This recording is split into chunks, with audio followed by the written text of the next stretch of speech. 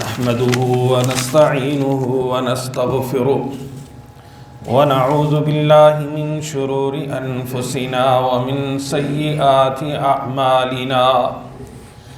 من يهده الله فلا مضل له ومن يضلله فلا هادي له وأشهد أن لا إله إلا الله وحده لا شريك له وأشهد أن محمدًا عبده ورسوله أما بعد فإن أحسن الكلام كلام الله وخير الهدي هدي محمد صلى الله عليه وسلم وشر الأمور محدثاتها وكل محدثة بدعة وكل بدعة ضلالة الضلالة في النار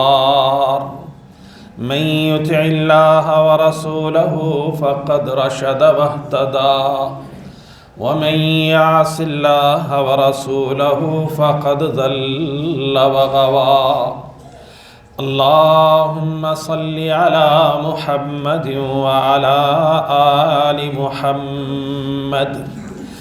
كما صليت على إبراهيم وعلى آل إبراهيم إنك حميد مجيد اللهم بارك على محمد وعلى آل محمد كما باركت على إبراهيم وعلى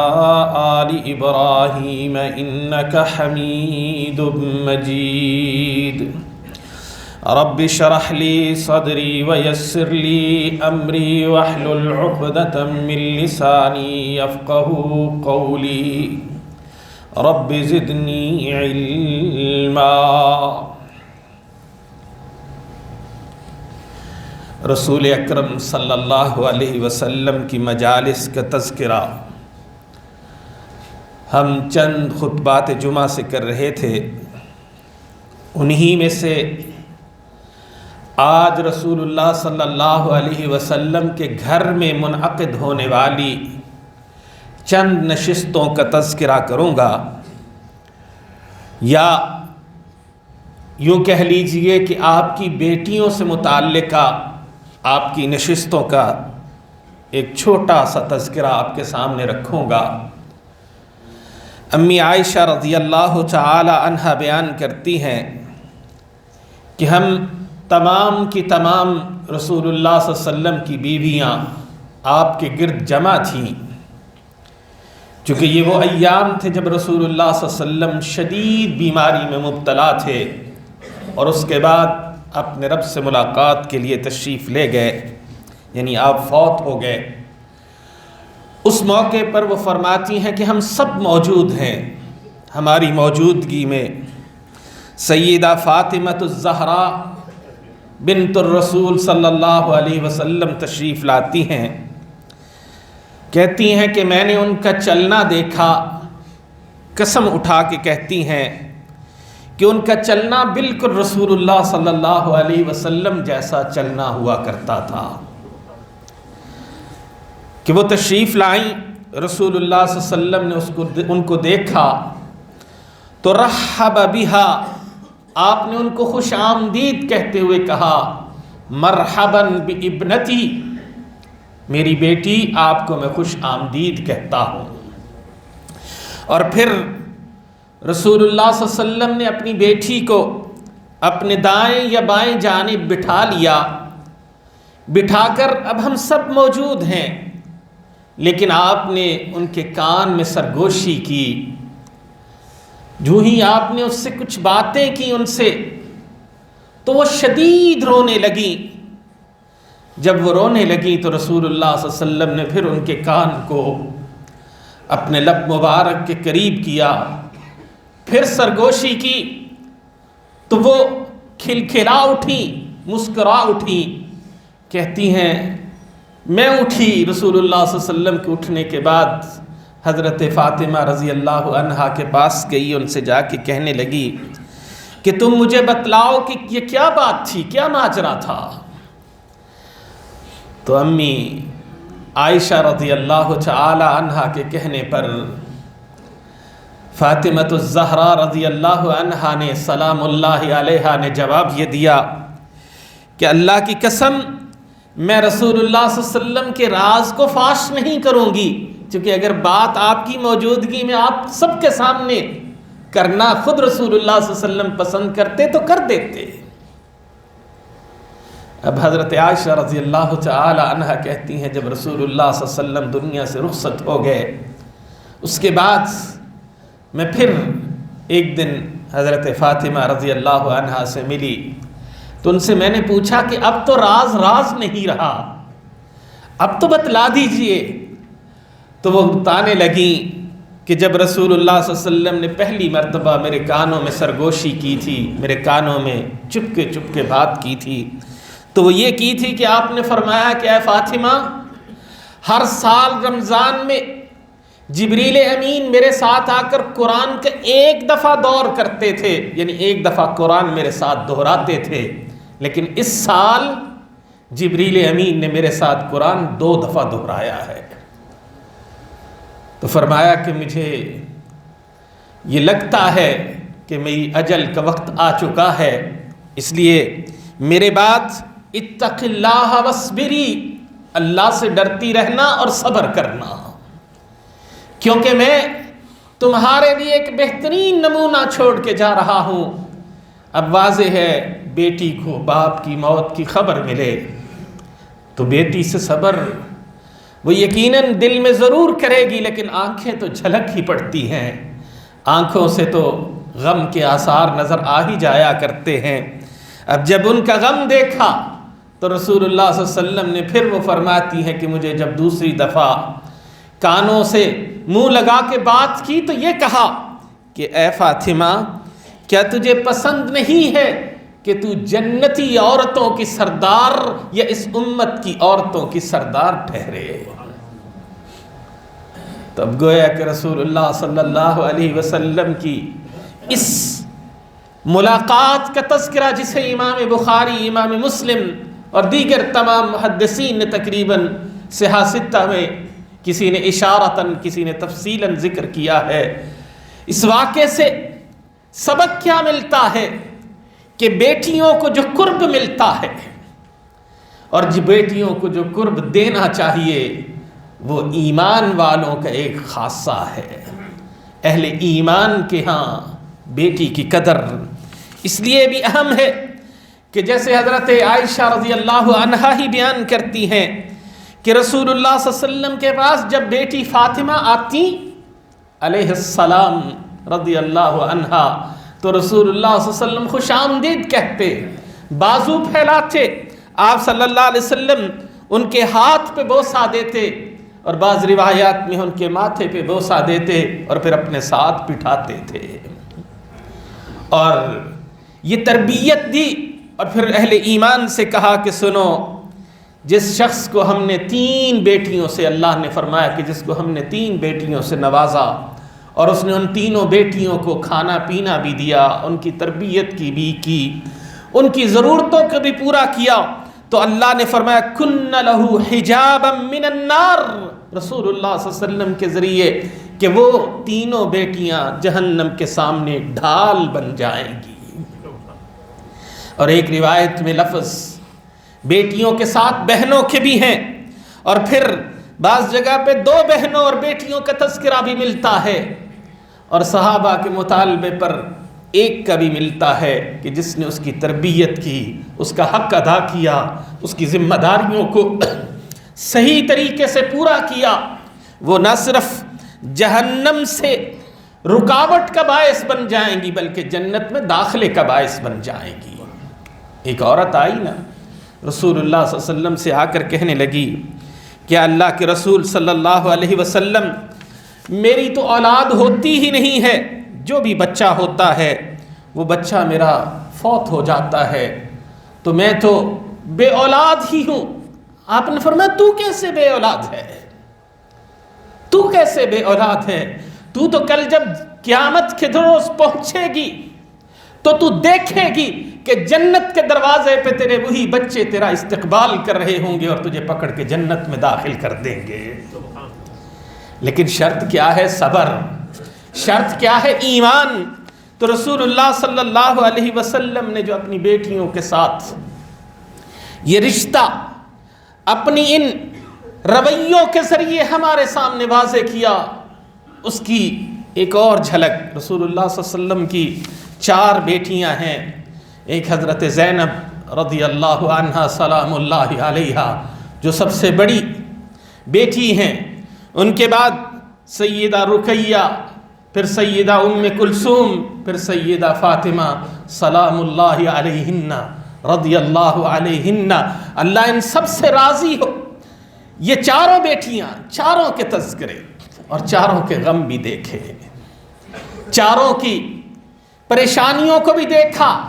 4 کے ساتھ کھڑے بھی ہوئے، 4 کی تربیتیں بھی کی۔ سب سے بڑی بیٹی حضرت زینب رضی اللہ عنہا، چونکہ ان کی شادی ان کی والدہ حضرت خدیجۃ الکبریٰ رضی اللہ عنہا کی زندگی میں ہی ہو گئی تھی، انہوں نے اپنے بھانجے کے ہاں ان کی شادی کی، جن کا نام ابو العاص ابن الربیع تھا۔ مکہ میں شادی ہوئی، رسول اللہ صلی اللہ علیہ وسلم نے جب ہجرت کی، وہ خامند بھی، داماد بھی اور بیٹی بھی مکہ میں ہی رہے، کیونکہ وہ ابھی تک مسلمان نہیں ہوئے تھے۔ بیٹی مسلمان ہو چکی تھیں، ان کو مسلسل کوشش کر رہی تھی سمجھانے کی، کسی طرح لے جانے کی، اور مشرکین نے بھی بڑا دباؤ ڈالا ابو العاص پر کہ وہ رسول اللہ صلی اللہ علیہ وسلم کی بیٹی کو طلاق دے، گھر سے نکالے، تاکہ رسول اللہ صلی اللہ علیہ وسلم کو تکلیف ہو۔ حتیٰ کہ بدر کا موقع آ گیا، وہ زبردستی ان کو اپنے ساتھ لے گئے۔ جب ساتھ لے کر گئے تو واضح ہے وہ لڑنا نہیں چاہتے تھے، قید ہو گئے۔ اب قیدیوں کے چھڑوانے کی جب بات آئی، اور اسی میں چونکہ رسول اللہ صلی اللہ علیہ وسلم کے چچا عباس بھی قید ہوئے تھے رضی اللہ عنہ، وہ بھی ان کو بھی دھکے سے لے کے گئے تھے، چونکہ ابو جہل نے سارے قبیلوں سے کہا تھا کہ جن کا بندہ مرد نہیں نکلے گا ہم اس کا بائیکاٹ کر دیں گے، اور مشرکین تو اس تیاری سے تقریباً آئے بھی نہیں تھے۔ ان کے تو خیال میں یہی تھا کہ ہم اپنے لشکر کی، اپنے قافلے کی حفاظت کر کے، جو ابو سفیان لے کر آ رہے تھے، ابھی تک وہ مسلمان نہیں ہوئے تھے، ہم اس کی حفاظت کر کے مکے تک لے آئیں گے۔ ابو العاص جو ابھی مسلمان نہیں ہوئے قیدی ہو جاتے ہیں۔ اب ان قیدیوں کو چھڑوانے کے لیے رسول اللہ صلی اللہ علیہ وسلم نے ایک اصول بنایا کہ جس کو لکھنا پڑھنا آتا ہے وہ ہمارے لوگوں کو لکھنا پڑھنا سکھا دے، ہم آزاد کر دیں گے، اور جو نہیں جانتے وہ اتنا مال فدیے کے طور پہ دیں گے۔ اب فدیے کے طور پہ، چھڑوانے کے لیے، جرمانے کے طور پہ سب نے اپنا اپنا مال مکہ سے منگوایا۔ اب ابو العاص کے بھائی جو مال لے کے آئے، ان میں ایک وہ ہار تھا جو حضرت خدیجہ رضی اللہ تعالی عنہا پہنا کرتی تھیں، اور انہوں نے اپنی بیٹی کو وہ ہدیہ کیا تھا۔ اب وہ رسول اللہ صلی اللہ علیہ وسلم کے سامنے لا کے رکھا گیا۔ آپ صلی اللہ علیہ وسلم کا دل پسیج گیا، نرم ہوا۔ واضح ہے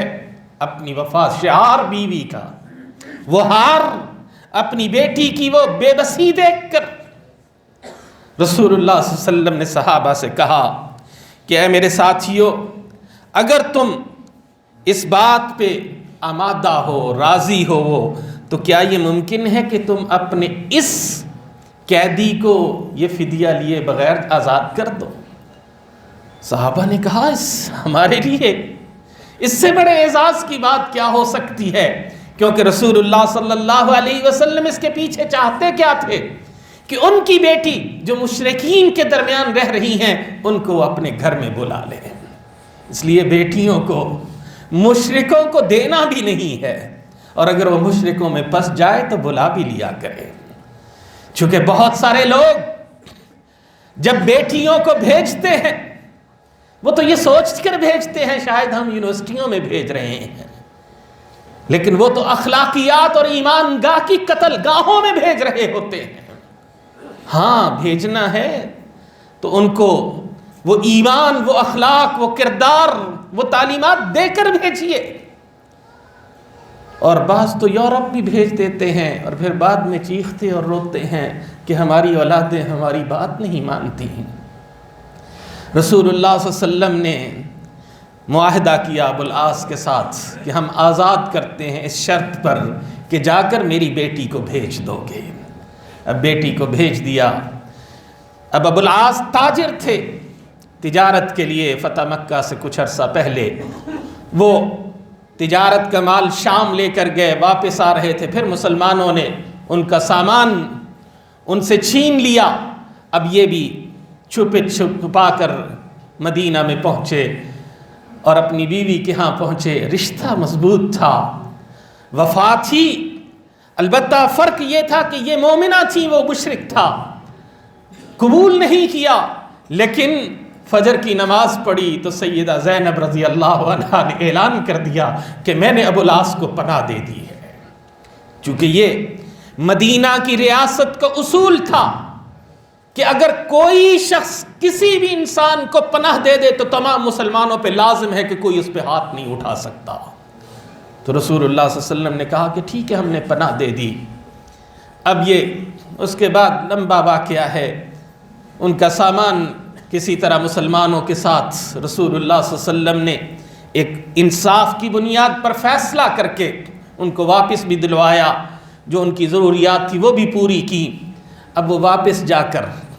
جب رسول اللہ صلی اللہ علیہ وسلم کی بیٹی کو بھیجنے کی باری پہلی دفعہ آئی تھی بدر کے بعد، تو اس وقت بھی وہ دن دہاڑے لے کے نکلے تھے، لیکن ابو سفیان باوجود اس کے کہ وہ مشرک تھا، وہ مکہ کا سردار تھا اس وقت تک، بدر کی چوٹیں ابھی تازہ تازہ تھیں، لیکن باپ تھا، اسی لیے شاید اللہ نے بعد میں اسلام کی دولت سے مالا مال کیا۔ تو ابو العاص سے کہنے لگے تھے کہ ابو العاص دن دہاڑے نہ لے کے نکلو، لوگوں نے شور مچا دیا ہے، نبی کی بیٹی ہے، ہمارے لوگوں کو تکلیف پہنچی ہے، اس کو تکلیف دیں گے، ابھی واپس لے آؤ، پھر چھپ چھپا کے ان کو بھیج دینا۔ تو بیٹی کے معاملے میں جن کے اندر خیر ہوتی ہے وہ اپنی بیٹی کو بھی اور دوسروں کی بیٹیوں کو بھی بیٹیاں سمجھا کرتے ہیں۔ لیکن رسول اللہ صلی اللہ علیہ وسلم کا طرز عمل، اور پھر یہی ابو العاص جب واپس جاتے ہیں، لوگوں کا مال جن سے لین دین ہوتا ہے سب کو ادا کرنے کے بعد مکہ میں کھڑے ہو کے اعلان کرتے ہیں اشہد ان لا الہ الا اللہ واشہد ان محمد رسول اللہ، اور مدینہ تشریف لے آتے ہیں۔ رسول اللہ صلی اللہ علیہ وسلم پھر اسی نکاح پر جو پہلا تھا اسی پر اپنی بیٹی کو دوبارہ ان کے سپرد کر دیتے ہیں۔ لیکن چند ہی دن گزرے تھے کہ اسی بیٹی کو اپنی آنکھوں کے سامنے دنیا سے رخصت ہوتے ہوئے دیکھا، اس کا جنازہ بھی پڑا، حتیٰ کہ ایک بیٹی، 3 بیٹیاں رسول اللہ صلی اللہ علیہ وسلم نے ان کو اپنے ہاتھوں سے دنیا سے رخصت کیا ہے، حضرت زینب بھی، حضرت رقیہ بھی، حضرت ام کلثوم رضی اللہ عنہا سلام اللہ علیہن، ان تینوں کی۔ اور حضرت انس رضی اللہ تعالی عنہ فرماتے ہیں کہ میں نے رسول اللہ صلی اللہ علیہ وسلم کو ان کی قبروں کے پاس جب ان کو دفن کیا، غمگین حالت میں اور آنکھوں سے گرتے ہوئے آنسوؤں کو اپنی آنکھوں سے دیکھا ہے، اس لیے کہ بیٹیوں کا غم چھوٹا نہیں ہوتا۔ لیکن یہیں سے میں کہتا ہوں اہل ایمان کے لیے درس ہے کہ اگر کائنات کی عظیم ترین شخصیت کو اللہ یوں آزما سکتے ہیں تو ہماری آزمائشیں تو بہت چھوٹی ہیں۔ تو رسول اللہ صلی اللہ علیہ وسلم کی بیٹی سیدہ فاطمہ رضی اللہ عنہا، آپ چونکہ رسول اللہ صلی اللہ علیہ وسلم کے بعد صرف 6 ماہ بعد دنیا سے رخصت ہوئی، ان سے بھی تعلق اور انس یہ ہے کہ ان کی ایک ضرورت کا خیال، لیکن ایک موقع آتا ہے رسول اللہ صلی اللہ علیہ وسلم کے پاس کچھ غلام آتے ہیں، وہ مانگنے کے لیے آتی ہیں، آپ فرماتے ہیں کہ فاطمہ ہم چونکہ پیغام پہنچا تھا، آپ پھر ان کے گھر جاتے ہیں، کہا فاطمہ یہ مسلمانوں کا مال تھا، ان کے اندر تقسیم کر دیا ہے، تمہیں غلام نہیں دے سکتا، البتہ تمہیں ایک نسخہ دے دیتا ہوں جسے ورد فاطمی کہتے ہیں کہ تم سونے سے پہلے 34 بار اللہ اکبر 34 ٹائم، اور پھر 33 بار 33 ٹائم الحمدللہ پھر 33 ٹائم سبحان اللہ کہہ لیا کرو، رات کو سو گی دن کی ساری تھکاوٹیں اتر جائیں گی۔ یعنی بیٹیوں کے لیے وہ راستہ نہیں اپنایا کہ جس میں مال لوٹ کر بیٹیوں کے لیے رکھ دے۔ مسلمانوں کے مال میں سے کوئی چیز ادھر سے ادھر نہ ہونے دی، چاہے بیٹی کی کتنی بھی ضرورت کیوں نہ ہو۔ اور اسی طرح رسول اللہ صلی اللہ علیہ وسلم بار بار ان کے گھروں میں جاتے، اگر چھوٹی موٹی ناچاکی بھی ہو جاتی، مشہور واقعہ ہے، آپ گھر گئے، دیکھا تو حضرت علی رضی اللہ عنہ دن کے وقت قیلولے کے ٹائم گھر پہ موجود نہیں ہیں۔ پوچھا فاطمہ کدھر ہے؟ کہنے لگی تھوڑی سی میری ان کی بات انبن ہو گئی تھی، شاید ناراض ہو کے گھر سے نکل گئے ہیں۔ رسول اللہ صلی اللہ علیہ وسلم نے ان کی تلاش میں کسی شخص کو بھیجا، اس نے آ کر خبر دی کہ وہ مسجد میں سوئے پڑے ہیں۔ اب رسول اللہ صلی اللہ علیہ وسلم اپنی بیٹی کے لیے وہاں تشریف لے گئے،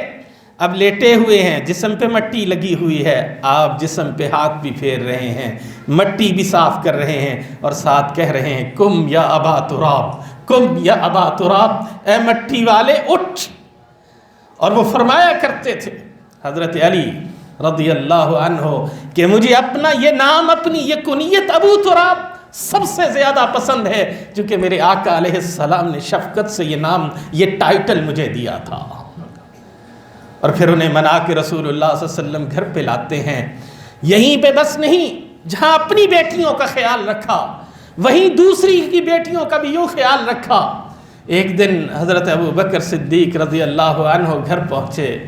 رسول اللہ صلی اللہ علیہ وسلم کے ساتھ حضرت عائشہ رضی اللہ تعالی عنہا کی کوئی بات چل رہی تھی، آواز تھوڑی سی اونچی ہو گئی، آواز اونچی ہوئی۔ اب صدیق اکبر، وفادار رسول، یار رسول صلی اللہ علیہ وسلم، ان سے کیسے برداشت ہو سکتا تھا کہ ان کی بیٹی نبی صلی اللہ علیہ وسلم کے سامنے اونچی آواز میں بات کرے۔ فوراً کھڑے ہوئے، غصے سے کہنے لگے یبنت ام رمان، اپنی بیوی کا نام لے کے۔ جب بندے کو غصہ آتا ہے تو پھر کہتا ہے نا کہ تو ماں دی بیٹی ہے، تو ان سے کہنے لگی ام رمان کی بیٹی، اور ہاتھ اٹھایا۔ جو ہی ہاتھ اٹھایا سامنے رسول اللہ صلی اللہ علیہ وسلم آ گئے، روک لیا، اور پھر بعد میں کہا عائشہ رضی اللہ عنہ، محبت دیکھیے، پیار دیکھیے، کہا عائشہ آج میں درمیان میں نہ آتا تو ٹکائی ہو جاتی، آج میں درمیان میں نہ آتا تو تیرے باپ نے تیری درگت بنا دینی تھی۔ اب خوش ہو جاتی ہیں تو تھوڑی دیر کے بعد حضرت ابوبکر صدیق رضی اللہ عنہ واپس آتے ہیں، آ کر دیکھتے ہیں تو دونوں بڑی خوشی سے ایک دوسرے سے بات کر رہے ہیں، تو آ کر کہنے لگے آقا ناراضگی کے وقت شریک تھا تو اب خوشی میں بھی تو شریک کر لیں۔ اس لیے بیٹیوں کی جہاں پرورش لازم ہے، جہاں بیٹیوں کا خیال رکھنا لازم ہے، ان کی تربیت کرنا لازم ہے، ان کو راہ راست دکھانا لازم ہے، وہیں پہ یہ بھی لازم ہے